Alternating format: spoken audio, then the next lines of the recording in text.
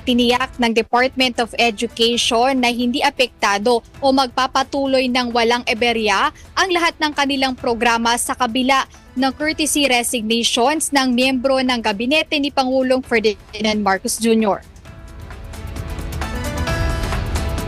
Bilang tugon sa panawagan ni Pangulong Ferdinand Marcos Jr., kasama sa nagsumite kahapon ng kanyang courtesy resignation sa Education Secretary Sani Angara. Ayon sa DepEd, habang wala pang pinal na aksyon mula sa Malacanang ukol sa isinumiteng courtesy resignation ng kalihim, tiniyak ng kagawaran na tuloy-tuloy pa rin ang lahat ng kanilang programa. Ayon sa DepEd, full blast ang ginagawang paghahanda ngayon ng ahensya para sa nalalapit na pagbubukas ng panibagong school year sa darating na Hunyo, kung saan naunang inanunsyo na ng kagawaran na opisyal nang magsisimula ang klase para sa school year 2025-2026 sa darating